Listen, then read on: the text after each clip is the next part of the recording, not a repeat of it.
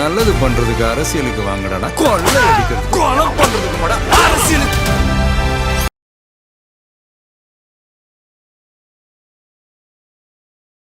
ஸ்டாலின் வந்து அந்த women's reservation பில்ல கொலிச்சதுனால நெகட்டிவா போயிடுச்சு. கருப்பு சட்டை ராகுல் காந்தி கூட சொன்னாங்க, கருப்பு சட்டை போடாதீங்க சார், இது என்ன சபை போடமா அப்படிலாம் கேட்டாராம். அந்த வைத்தியலிங்கங்கிற ஒரு சீஃப் மினிஸ்டர் இருக்கார் பாருங்க, பாண்டிச்சேரி, அவர் போட்டு பண்ண கருப்பு ப்ளீஸ் ரிமூவ் இட் அப்படின்னாராம் ராகுல் காந்தி. ஆக மொத்தம் ராகுல் காந்திக்கு ஸ்டாலினை பிடிக்கவே இல்லைங்க. சார் நீங்கள் இப்படி ஒரு பக்கம் சொன்னாலே நேற்று ராகுல் காந்தி வந்து ஒரு சோளிங்கர்ன்ற ஒரு ஊரில் வந்து பயங்கர பாசிட்டிவாக பேசிட்டு இருக்காரு. தமிழ்நாடு ரூல் பண்ண முடியாது, முக ஸ்டாலின் வீழ்த்தவே முடியாது, முக ஸ்டாலின் பார்த்து பாசிட்டிவாக பேசிட்டு இருக்காரு. அவர் மோடி எதுக்குறாரு, மோடி எடுக்கிறதுனால வாக்குகள் ஸ்டாலினுக்கு போகணும் என்ன நிச்சயம்? மோடி எடுக்கிறதுனால விஜய்க்கு கூட போலாமல் இல்லையோ? இல்லை சார், திமுக வெற்றி பெற்றோம், 121 தொகுதி வெற்றி பெற்றோம் அப்படின்ற மாதிரி ஜூனியர் யோகடெல்லாம் சொல்றாங்க. திமுக 81 தொகுதி தான் வெற்றி பெறும். ஒரு வித்தியாசமான ஒரு தேர்தல். விஜய் வந்தனால குடும்பம் விஜய்க்கு ஓட்டு போடுற சூழல் உருவாகிட்டு இருக்கு. விஜய்க்கு குடும்பமா கொத்தா வருதுன்னா கூட ஏன் 3 சீட்டுன்னு சொல்றாங்க. He should get at least 45 seats. ஆனால் ஜூனியர் விகடனுடைய கருத்து கணிப்பு எந்த இதில் எடுத்தாங்களோ ஒண்ணுமே தெரியுது. இப்போ தினத்தந்தியும் பண்ணிட்டு இருக்காங்க. அந்த கருத்து கணிப்புலையும் தோராயமா பாத்தீங்கன்னா ஏடிஎம்கே நல்லா பண்ணிட்டு இருக்குது. அவங்களும் விஜய்க்கு 7-8 தான் தராங்க டோட்டல். பட் என்னை பொறுத்த மட்டும் விஜயனுடைய ஓட்டு தாக்கம் வந்து திமுகவை வீழ்த்தும். ஒன்று, ரெண்டாவது definitely he will cross 2 digits. பிரதமர் மந்திரி வந்த பிறகு தமிழகத்தில் ஒரு ஆக்ரோஷம் வந்து திமுக எங்க வாயடிச்சிருக்காங்க. விஜய் பத்தி ஒன்றும் பேசுறது கிடையாது. பிரைம் மினிஸ்டர் சபரீசன் பத்தி ஓப்பனா சொல்றாரு, மாப்பிள்ளை அதை பத்தி பேசுறதுக்கு தைரியம் கிடையாது ஸ்டாலினுக்கு. என்னங்க, டெல்லியில ஒரு டிஃபென்ஸ் காலனிங்கிற இடத்த பெரிய ரூம் வீடு வாங்கியிருக்காங்களாமே. அங்க சபரீசன் தான் வச்சு மீட்டிங் போட்டுட்டு இருக்காங்க. அதுல நிறைய காங்கிரஸ்காரெல்லாம் வராங்க, டிஎம்கே காரன் வராங்க, தொழிலதிபர் அண்ணானி அம்பானி எல்லாம் கூட வந்துட்டு போறாங்கன்னு கேள்விப்பட்டேன். அது சபரீசன் பார்க்கறதுக்கு அந்த கோபத்துல தான் பிரைம் மினிஸ்டர் அடிச்சார் போட்டு. ஏன்னா பிரைம் மினிஸ்டர் நம்மளை விட பிரைம் மினிஸ்டருக்கு ஆத்தென்டிக் இன்ஃபர்மேஷன் கிடைக்கும், கனிமொழி மூலமாகவும் கிடைக்கும், தயாநிதி மாறன் மூலம் கிடைக்கும். ஏன்னா தயாநிதி மாறனுக்கும் சபரீசனுக்கும் எப்படி இருக்கு, கனிமொழிக்கும் தயாநிதி மாறனுக்கும் எப்படி இருக்கு. இந்த குடும்பத்தில் இருக்கிறத எக்ஸ்ப்ளாய்ட் பண்ணாதாங்க அந்த திமுக கட்சி அழிஞ்சு போகும், இல்லைன்னா அழிஞ்சு போகாது. ஒரு பக்கம் விஜய் அரசியலுக்கு வந்த பின்னாடி தமிழக சூழலும் தமிழ் அரசியல் வட்டாரங்களும் இளைஞர்களும் அரசியல் ரீதியாக வளர்ந்துருக்காங்கன்னு நினைக்கிறீங்களா? வளர்ந்துருக்காங்க, நிச்சயம் வளர்ந்துருக்காங்க. இல்லைன்னா விட்டு போயிருப்பாங்க. ரஜினிகாந்த் மாதிரி கோழை இல்லைங்களே விஜய். கமல்ஹாசன் மாதிரி ஒரு என்ன சொல்ல முடியாது, அது மாதிரி இல்லையே விஜய். மெயின் பாயிண்ட் ஆக்சுவலா ஸ்டோரின்னு பார்க்க போனீங்கன்னா உதயநிதி முதலமைச்சராக முடியாது பண்ணிடுவாங்க சார். 2 பேர், ஒன்னு வந்து எடப்பாடி, ஒன்னு வந்து விஜய். மீதியெல்லாம் ஒண்ணுமே கிடையாது.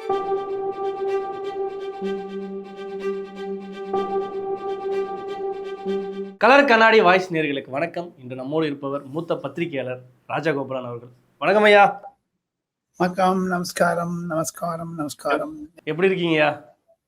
நல்லா இருக்கேன். மோடியினுடைய பேச்சு, எடப்பாடி பழனிசாமியுடைய பேச்சு, திராவிட முன்னேற்ற கழகம் அந்த அந்த விமென்ஸ் ரிசர்வேஷன் பில்ல கொளுத்தினது, விஜயனுடைய பரப்புரை பிரச்சாரம் சற்று தயங்கி விட்டதாக தோற்றம் அடித்தாலும் மற்றும் அனைத்து தமிழக அரசியலை ஒன்று நோக்கி பார்த்தால் கண்டிப்பாக திராவிட முன்னேற்ற கழக அரசாங்கம் தோர்த்துவிடும் என்ற ஒரு மன எண்ணம் தான் வருகிறது. அனைத்து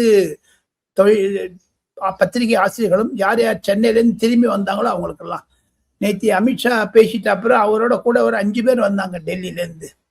அவங்க 5 பேரும் சொல்றாங்க, சார் கூட்டத்தை பார்த்தா அதிகமாக இருக்குது, ஸ்டாலின் வந்து அந்த விமென்ஸ் ரிசர்வேஷன் பில்ல கொலிச்சதுனால நெகட்டிவா போயிடுச்சு, கருப்பு சட்டை. ராகுல் காந்தி கூட சொன்னாங்க, கருப்பு சட்டை போடாதீங்க சார், இது என்ன சபை போடமா அப்படிலாம் கேட்டாராம். அந்த வைத்தியலிங்கங்கிற ஒரு சீஃப் மினிஸ்டர் இருக்கார் பாருங்க, பாண்டிச்சேரி, அவர் போட்டு பண்ண கருப்பு ப்ளீஸ் ரிமூவ் இட் அப்படின்னாராம் ராகுல் காந்தி. ஆக மொத்தம் ராகுல் காந்திக்கு ஸ்டாலினை பிடிக்கவே இல்லைங்க மனசுல. இப்ப 6 மீட்டிங் போட்டாங்க, ஒரு தரம் கூட பார்க்கலீங்களே.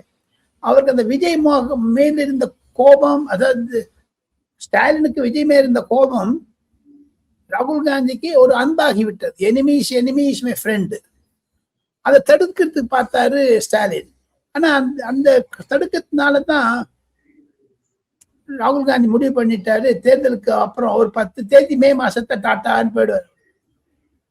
அந்த ஒரு இணைப்பு இல்லை பாருங்க, ஒரு பிணைப்பு இல்லை, கோஆர்டினேஷன் இல்லை, காம்ப்ரஹென்ஷன் இல்லை, ஒரு சினர்ஜி இல்லை. சார் நீங்கள் இப்படி ஒரு பக்கம் சொன்னாலே நேற்று ராகுல் காந்தி வந்து ஒரு சோளிங்கர்ன்ற ஒரு ஊரில் வந்து பயங்கர பாசிட்டிவாக பேசிட்டு இருக்காரு. தமிழ்நாடு ரூல் பண்ண முடியாது, முக ஸ்டாலின் வீழ்த்தவே முடியாது, முக ஸ்டாலின் பற்றி பாசிட்டிவாக பேசிட்டு இருக்காரு.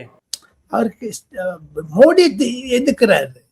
மோடி எடுக்கிறதுனால வாக்குகள் ஸ்டாலினுக்கு போகணும் என்ன நிச்சயம்?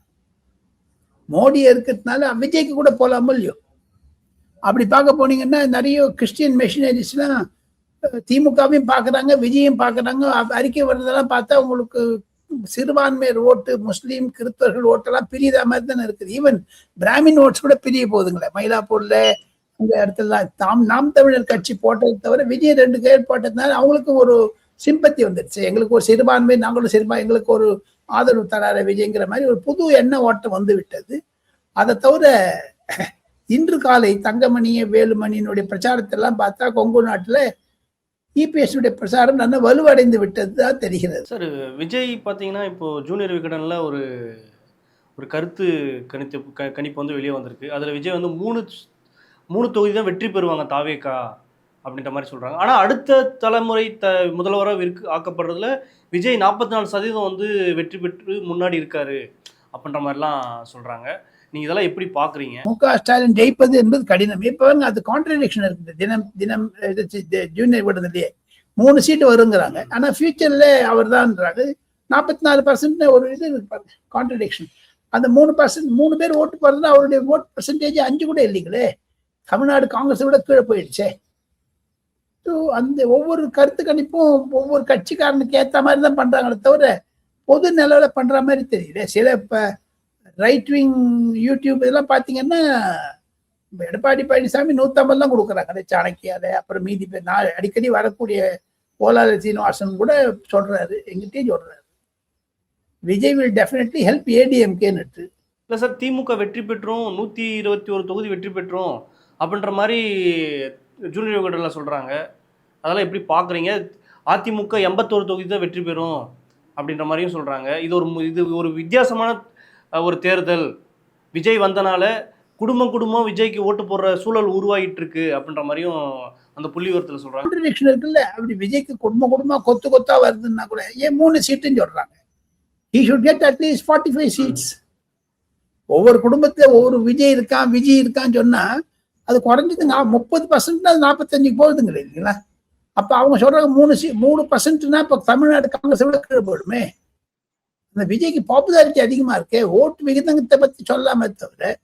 ஆனால் ஜூனியர் விகடனுடைய கருத்து கணிப்பு எந்த ரீதியில எடுத்தாங்களோ ஒண்ணுமே தெரியலையே. இப்போ தினத்தந்தியும் பண்ணிட்டு இருக்காங்க. அந்த கருத்து கணிப்புலையும் தோராயமா பாத்தீங்கன்னா ஏடிஎம்கே நல்லா பண்ணிட்டு இருக்குது. அவங்களும் விஜய்க்கு 7-8 தான் தராங்க டோட்டலா. பட் என்னை பொறுத்த மட்டும் விஜயனுடைய ஓட்டு தாக்கம் வந்து திமுகவை வீழ்த்தும். 1. 2வது definitely he will cross 2 digits. இப்படி ஒரு பக்கம் இருக்கையில் அதான் செங்கோட்டையன் வந்து வெற்றி பெற மாட்டாரு. தாவேகா சைட்லேருந்து செங்கோட்டையன் வெற்றி பெறுவாங்க. பாஜக பார்த்தீங்கன்னா ஒரு 3 தொகுதிக்கு மேலே வெற்றி பெறாது அப்படின்ற மாதிரி புள்ளிவரம்லாம் கொடுக்குறாங்க. அதை எப்படிலாம் பார்க்குறீங்க சார்? தமிழகத்தில் குழப்பம் இருக்கிறது யாரும் இல்லை. அப்ப திமுக வந்து 120 எப்படி கொடுக்குறாங்க? 121. ஏதாவது ஒரு கட் பண்ணும். கடைசி 1 கட் பண்ண 12 வரும். முதல் 1 கட் 21 வரும். இதுக்கு மேல திமுக 35 மேல வராதுங்க சார். எழுதி வச்சுக்கிறீங்க. பொதுமக்களிடையே விரோதம் இருக்குதுங்க, எதிர்ப்பு இருக்குங்க. அதனால தேர்ட் ஃபோர்ஸ் வந்துட்டதுனால திமுகவுடைய வாக்கு வங்கி குறையுமோ இல்லைன்னு ஜென்ரலாவே பப்ளிக் பர்செப்ஷன். நீங்க சொன்னீங்க 44% விஜய்க்கு இருக்குங்கிற. எடப்பாடி பழனிசாமி எவ்வளவு சொல்றாங்க, முக ஸ்டாலினுக்கு எவ்வளவு சொல்றாங்க பாத்தீங்களா? 24-25 என்ற அந்த இதுல தான் வருது சார். அது கான்ட்ரடிக்ஷன் இல்லையா? அது அப்ப 24 என்ன முக ஸ்டாலினுக்கு வந்து 35 சீட்டு மேல போவாதுங்களே. எப்படி 121 தராங்க? ஸோ ஆக மொத்தம் இந்த கருத்து கணிப்புல எல்லாம் கன்சாலிடேட் ஆகி தான் வருங்க. குறைந்தது ஒரு வாரத்துக்கு முன்னாடி தேர்தலினுடைய நிலவரம் புரிந்து கொள்ள ஆரம்பிக்கலாம். ஏன்னா என்னுடைய பழைய எக்ஸ்பீரியன்ஸ்ல சொல்றேன். இப்ப தமிழ்நாடு ட்ரெண்ட் என்னன்னா ஒரு வாரத்தை எலெக்ஷன் நடக்க போகுது. DMK is out of the way for winning situation வந்துச்சு. இப்ப அதிமுகனுடைய என்ன இருக்கும், அதிமுகக்கு எவ்வளவு சீட் கிடைக்கும்? இப்ப விஜய்க்கு 44% இது 44% பேர் சீஃப் மினிஸ்டர் ஆகணும்னு சொன்னாருன்னா டெஃபினெட்லி ஹி மஸ்ட் கெட் ஒரு 35-40 இருக்கணுமே. அதான் நான் ரிப்பீட் பண்றேன். ஸோ அந்த குறுக்கெல்லாம் பார்த்தீங்கன்னா ஜூனியர் சொல்லுவது தவறு. ஏன் தெரியுமோ? டைம்ஸ் நவ் என்று தொலைக்காட்சியில் நான் ஆலோசகராக இருக்கிறேன், ரிபப்ளிக்கில் நான் போயிட்டு இருக்கேன், என்டிடிவியில் போயிட்டு இருக்கேன். அந்த கருத்து கணிப்பு ரிஃப்ளெக்ட் ஆகுங்களே. இந்த விமன் ரிசர்வேஷன் எடுத்தது ஸ்டாலினுக்கு எதிர்த்து போயிடுச்சு இல்லையா? ஏன்னா எடப்பாடி பழனிசாமி சொல்றாரு, மீதி பேரும் சொல்ல ஆரம்பிச்சிட்டாங்களே. இப்போ இந்த டீலிமிட்டேஷன்னால அது வந்து பேச்சு பொருளாக இருக்குமே தவிர அது வாக்கு பொருளாக மாறாது. இப்ப போதைப் பொருள், கள்ளச்சாராயம், நீட் அதெல்லாம் எப்படி பொதுமக்களிடையே ஆழ்ந்து போயிட்டு தான் அந்த மாதிரி டீலிமிட்டேஷன் வராதுங்க. தமிழ்நாட்டுக்கு 29 சீட் வந்தேன்னா 30 சீட் அந்த ஊருக்கு எம்பி யாருன்னா சரியான்னு போடுவாங்க. ஆனா இப்போ ஸ்டாலின் பண்ணியிருக்கிறதுக்கு தப்பு. ஒரு அமித்ஷா வந்து நான் 50% கான்ஸ்டியூஷனலி அமெண்ட்மெண்ட் தருன்னு போது கூட ஒத்துக்கலையே டிஎம்கே. அவங்க சொல்றாங்க எங்களை பிரிக்க பாக்குறாங்க ராகுல் காந்தி கிட்ட இருந்து. ராகுல் காந்தி ஸ்டாலினை பிரிச்சுட்டார்களே. ஆக மொத்தம் இந்த ஒரு குழப்பம் இருக்கு. 2039 தாங்க இந்த டீலிமிட்டேஷன் வருங்க. தமிழ்நாட்டுக்கு 20 எம்பி எக்ஸ்ட்ரா வரும், 120 எம்எல்ஏஸ் அதிகமாக, மொத்தம் 400 எம்எல்ஏஸ் ஆயிடுவாங்க 234 இருந்து. உங்களுக்கு வளர்ச்சி வேணுமா இல்ல வெறுமைக்கார பழசையே கொண்டு சற்று குதிரை ஓட்டிகிட்டே இருக்கலாமாங்க?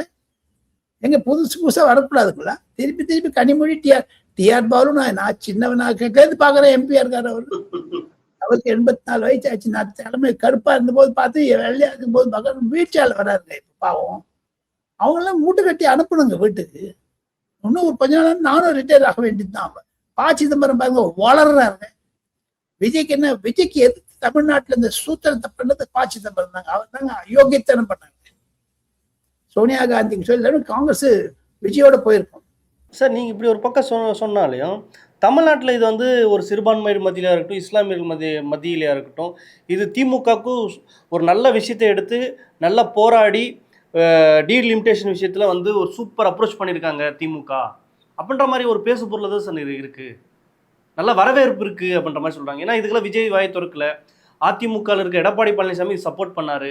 அப்படின்னும் போது தமிழ்நாட்டு மக்கள் மத்தியில் அது ஒரு பெரிய அமோக வரவேற்பு ஏற்படுத்தி இருக்கிறதா தான் சொல்கிறாங்க. அது அந்த கொளுத்தி விட்ட அப்புறம் சரி யாரும் இல்லைங்கிற பிரைம் மினிஸ்டர் பேசிட்ட அப்புறம் சபரீசன் மேலேயும் செந்தில் பாலாஜி மேலே குறிப்பிட்டாரா இல்லையா? இங்க இருக்கிற அமைச்சர் 10 ரூபா பாலாஜிங்கிறது இன்டைரக்டா சொன்னாரா இல்லையா இது பிரைம் மினிஸ்டர்? அது சிச்சுவேஷன் மாறி அதையும் பேச மாட்டேங்கிறாங்க. பிரதம மந்திரி வந்த பிறகு தமிழகத்தில் ஒரு ஆக்ரோஷம் வந்து திமுக எங்க வாயடிச்சிருக்காங்க. விஜய் பத்தி ஒன்றும் பேசுறது கிடையாது. பிரைம் மினிஸ்டர் சபரீசன் பத்தி ஓப்பனா சொல்றாரு, மாப்பிள்ளை மாப்பிள்ளை மாப்பிள்ளைன்னுட்டு. அதை பத்தி பேசுறதுக்கு தைரியம் கிடையாது ஸ்டாலினுக்கு. என்னங்க ஏதோ இப்ப டெல்லியில ஒரு டிஃபென்ஸ் காலனிங்கிற இடத்துல பெரிய ஒரு 5 ரூம் வீடு வாங்கியிருக்காங்களாமே. அங்க சபரீசன் தான் வந்து மீட்டிங் போட்டுட்டு இருக்காங்க. அதுல நிறைய காங்கிரஸ்காரெல்லாம் வராங்க, டிஎம்கே காரன் வராங்க, தொழிலதிபர் அதானி அம்பானி எல்லாம் கூட வந்துட்டு போறாங்கன்னு கேள்விப்பட்டேன். அது சபரீசனை பார்க்கறதுக்கு அந்த கோபத்துல தான் பிரைம் மினிஸ்டர் அடிச்சார் போட்டு. ஏன்னா நம்மளை விட பிரைம் மினிஸ்டருக்கு ஆத்தென்டிக் இன்ஃபர்மேஷன் கிடைக்கும், கனிமொழி மூலமாகவும் கிடைக்கும், தயாநிதி மாறன் மூலம் கிடைக்கும். ஏன்னா தயாநிதி மாறனுக்கும் சபரீசனுக்கும் எப்படி இருக்குது, கனிமொழிக்கும் இவருக்கும் தயாநிதி மாறனுக்கும் எப்படி இருக்குது. அந்த குடும்பத்தில் இருக்கிறத எக்ஸ்ப்ளாய்ட் பண்ணாதாங்க அந்த திமுக கட்சி அழிஞ்சு போகும். இல்லைன்னா அழிஞ்சு போகாது. மன்னர் ஆட்சின்னு சொன்னது ஏன் விஜய் நிறுத்தினா கூட கேட்கறாங்களே. மன்னர் ஆட்சின்னு சொன்னது ஏன் விஜய் நிறுத்தினார்? ஏன் தெரியுமோ? அது சிம்பத்தியா பார்க்கலான்னு சொல்றாங்க. சார் இப்படி ஒரு பக்கம் இருக்குல்ல, விஜய் சார் வந்து நேற்றுல 2 நாட்களுக்கு முன்னாடி வந்து பெரம்பூருக்கு வீடு வீடாக சென்று பிரச்சாரம் செய்கிறதெல்லாம் பார்த்தோம். அதே சமயம் எல்லா வீட்டுக்கும் போகிறது மாதிரி போயிருக்காரு. இது மக்கள் மத்தியில் எந்த மாதிரியான வரவேற்பு ஏற்படுத்தும்னு நினைக்கிறீங்க? ஒரு கிரேசினஸ் இருக்குங்க நிச்சயம்.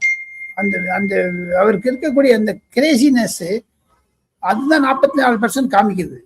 44% காமிச்சுன்னா அது எம்எல்ஏவாக காமிக்கணும். என்னை பொறுத்த மட்டும் நிச்சயம் எம்எல்ஏ காமிக்கும்.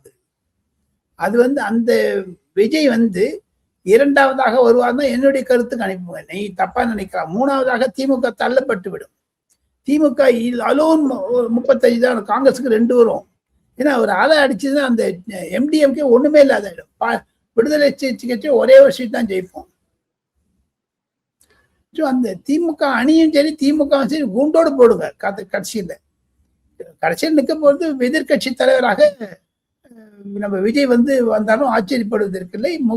முத்துவேல் கருணாநிதி ஸ்டாலின் என்பவர் 2031 தன் மகன் போட்டி போடாத இருந்தாருன்னா அவர் பிரைம் சீஃப் மினிஸ்டர் வாய்ப்பு இருக்குல்ல, அவனை கிடையாது. இப்படி ஒரு பக்கையில் இப்போ பார்த்தீங்கன்னா பிரச்சாரம் பார்த்தீங்கன்னா விஜய் 14 டைம் தான் போயிருக்காரு.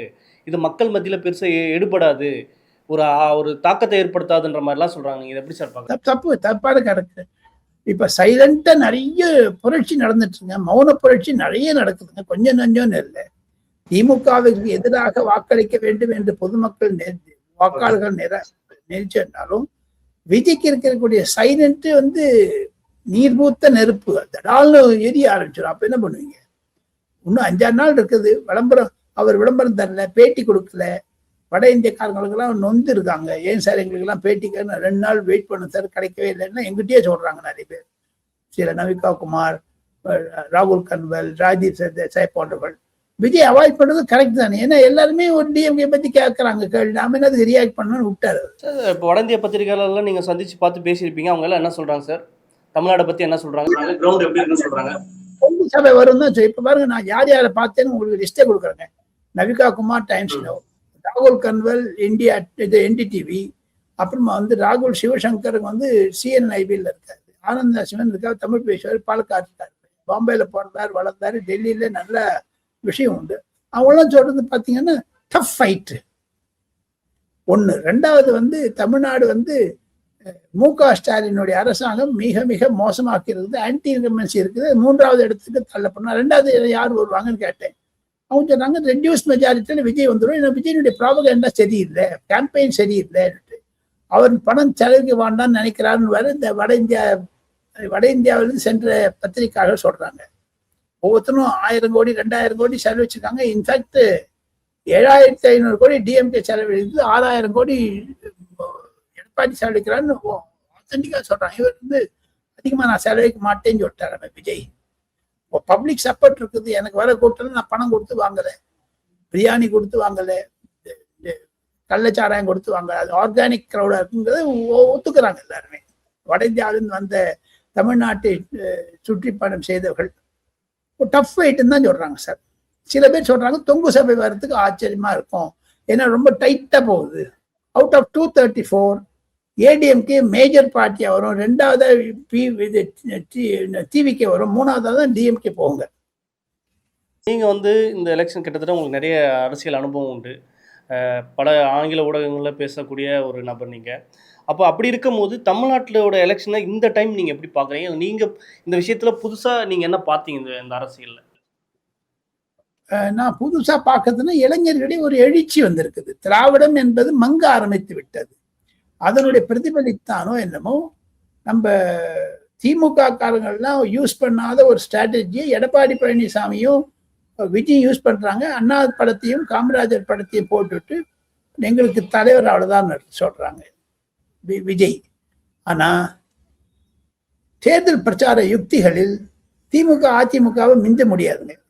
ஸ்ட்ரீட் கார்னர் மீட்டிங்லாம் நான் இருந்தபோது சவுத்துல நிறைய எழுதியிருந்தாங்க, பஸ் எல்லாம் பார்ப்போம், இதெல்லாம் ஒண்ணுமே இல்லை. இப்ப நம்ம வந்து சென்னையில தேர்தல் நடக்கிற மாதிரி தெரியல, சில ஏரியாலாம் போனீங்கன்னா நிறைய பேர் சொல்றாங்க.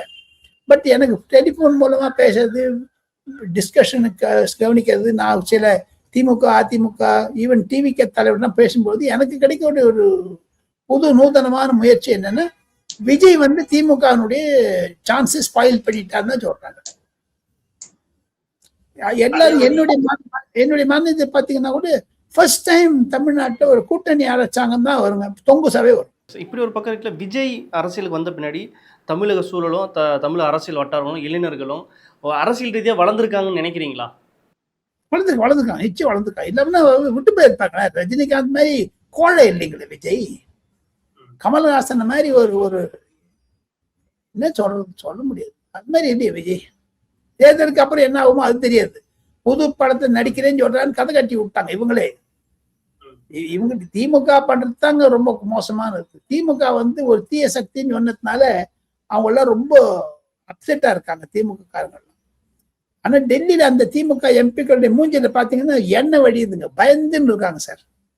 என்னுடைய ஒரு 2 எம்பி சொன்னா, என்னுடைய தொகுதியில 6 பேர்ல நாங்க இப்ப 5 பேர் டிஎம்கே வச்சிருக்கோம், எனக்கு என்ன அண்ணாச்சி 3 பேர் கூடாதுங்க, வராதுங்க எங்களுக்கு, மீதி 3 விஜயும் ஏடிஎம்கே அடிச்சுட்டு போடுவாங்கன்னு சொல்லி ஓப்பனாவே சொல்றாங்க எங்ககிட்ட. அதை தவிர சில திமுக எம்பிக்கள்லாம் கூட ஓப்பனா சொல்றது என்ன கேட்டீங்கன்னா, இந்த டீலிமிட்டேஷன் சமாச்சாரத்துல நமக்கு கொஞ்சம் தயங்கி போயிருக்கணும். நெகட்டிவ் ப்ராபகண்டா எடுத்தாரு ஸ்டாலின், அதுல ஒரு நெகட்டிவா நான் பாருங்க. பாசிட்டிவ் கேம்பெயின் எடுத்தாரு எடப்பாடி பழனிசாமி. விஜய் வந்து பயோமீடியா போட்டுட்டு டிஎம்கேவே அட்டாக் பண்ணாரு.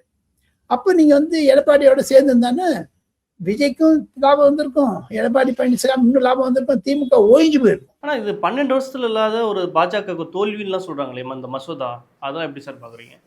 எது கோவிலா? 12 வருஷத்துக்கு அப்புறம் இது ஒரு மசோதா நிறைவேற்றப்படாம ஒரு தோல்வின்னு சொல்றாங்களே, டீலிமிட்டேஷன்.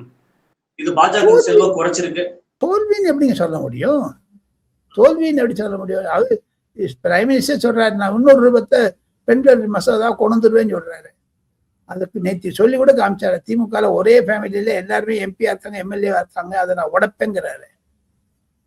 தோல்விங்கிறது தோல்வியாக பார்த்தால் ஒரு பிரமை வருமே தவிர, இந்த எலெக்ஷன் வரைக்கும் தான் இருக்குங்க. எலெக்ஷன் முடிஞ்சிட்டப்ப நான் சாதாரணமா ஆயிடுங்க. அந்த அந்த திமுக கிடைச்ச நற்பெயருங்கிற மாதிரி சொன்னாங்க, அப்படி கொளுத்தி வருதெல்லாம் அதெல்லாம் அடிச்சுன்னு போயிடுச்சு. நேற்று பிஎம் பேசிட்ட அப்புறம், எடப்பாடி பழனிசாமி பேசின அப்புறம் அந்த திமுக ஸ்ட்ராட்டஜி ஃபெயில்னுட்டு ராகுல் காந்தி சொன்ன மாதிரி வைத்தியலிங்கம் ஃபார்மர் சீஃப் புதுச்சேரிக்காக ரிமூவ் தி பிளாக் ஷர்ட் அப்படின்னாரு பார்லிமெண்ட் உள்ள. ஓகே சார், இந்த எலெக்ஷனுக்கு அப்புறம் திமுகவோட நிலை என்னவா இருக்கும், விஜயோட நிலை என்னவா இருக்கும், எடப்பாடியோட நிலை என்னவா இருக்கும் சார்? இறுதி கேள்வியா நான் கேட்கிறேன், இது எப்படி சார் பாக்குறேன்? எடப்பாடி பழனிசாமியும் விஜயும் ஆளுங்கட்சி எதிர்கட்சியாக உட்காருவார்கள். திமுக இரண்டாவது தள்ளப்படும் எதிர்கட்சி வரிசையில். திராவிட முன்னேற்ற கழகத்திற்கு எதிர் அணி அதிகமாக இருப்பதனால் திமுகவினுடைய ஒரு ஆளுமை என்பது குறைந்துவிடும். ஐயா ஸ்டாலினுக்கு அப்பா ஐயா கருணாநிதி மறைந்த பிறகு ஸ்டாலினுடைய எதிர்காலமும் இருண்டு மயமாகிவிட்டும்.